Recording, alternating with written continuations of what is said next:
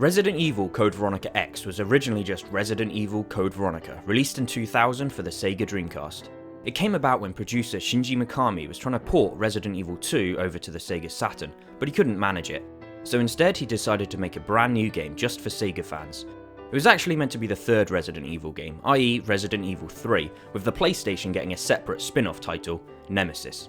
However, Sony, being the superpower that it is, wanted its game to be the third major title, and so Nemesis became Resident Evil 3 Nemesis, and the Dreamcast game became the spin-off, subtitled Code Veronica. It was well praised by critics, but after some pretty poor sales, probably because nobody actually bought a Dreamcast, the game was re-released onto the GameCube and PS2, had an X slapped onto its title, and here we are today, with it now available on the PS4. So now the history lesson's over, let's take a look. Resident Evil.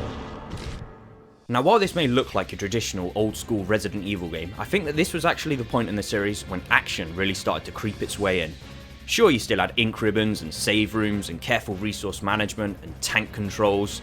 Actually, speaking of tank controls, no matter how many times I've played these games, I always spend the first couple of minutes either walking into walls or just spinning in circles. But also in Code Veronica, you've got dual-wielding submachine guns, slow motion breaking through windows as if it's straight out of a John Woo movie, globetrotting to Antarctica. If you thought that Resident Evil 6 was the only time that Chris flew a jet, think again. The secret agent rock climbing. Oh, and let's not forget that opening scene where Claire is supposedly captured by a group of guards, only to drop her gun in slow motion, catch it in mid-air, shoot a barrel and boom, kill everyone. A little different to the cutscenes of the original game, which were mainly just running away, talking, getting knocked over, talking. That's not to say they didn't have action. After all, every Resident Evil game ends in a slow motion rocket, blowing the enemy to smithereens, just like out of a Rambo movie. But typically they had a slower pace to them. For example, let's compare the way that the first zombie is introduced in two games, first in the original, then in Code Veronica X.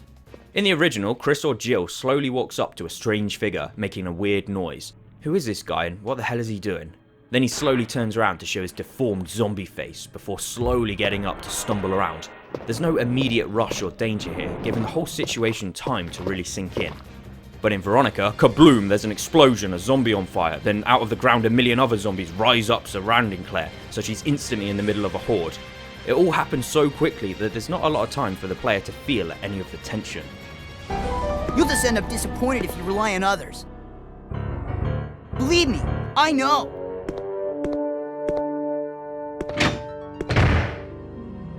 What was that all about? Resident Evil. That's not to say the game doesn't have any scary parts though. As Claire lumbers up steps, the controller slowly vibrates to her heartbeat.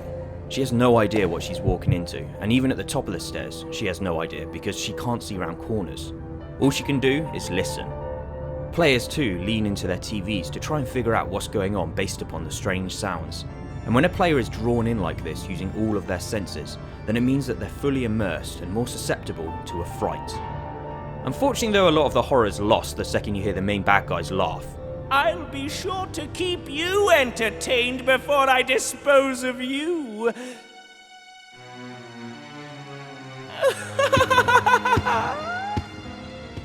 So the game sees the two Redfield siblings, Chris and Claire, united at last to learn more about the origins of Umbrella.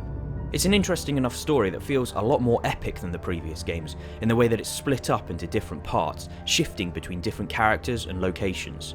It does a great job of hitting players with nostalgia, returning not only to classic Resident Evil locations, but also to areas that were explored at the beginning of the game, at the end, making it feel like one long journey that's come full circle. And that's a trick used by Resident Evil, even up to this day. Resident Evil. Code Veronica X has a really weird add-on called Battle Mode, where basically there's infinite ammo and players have to run through a series of rooms killing everything as fast as possible. And it's even got a first-person mode, which is unique but brings back too many bad memories. I'm not really sure why there's infinite ammo. It takes away a lot of the skill and the careful resource management, the challenge of saving the best weapons for the hardest parts. Plus it's got some pretty tough trophies, making that platinum pretty difficult. That's right, this game does at least have a platinum.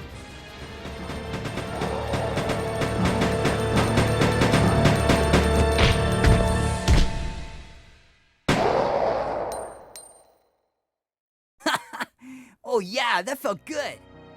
Resident Evil Code Veronica X is one of the better games in the series, even if it's not the most well known. It's got that classic Resident Evil pacing, keeping players engaged by making them take mental notes of all the locked doors, so when they find a key, curiosity drives them on as they have to know what's coming next. And sure, it may not be the scariest game ever, but some of the best horror movies aren't scary. Instead, they captivate audiences with atmosphere and tension, drawing people in to their dark and creepy world. Thanks for watching.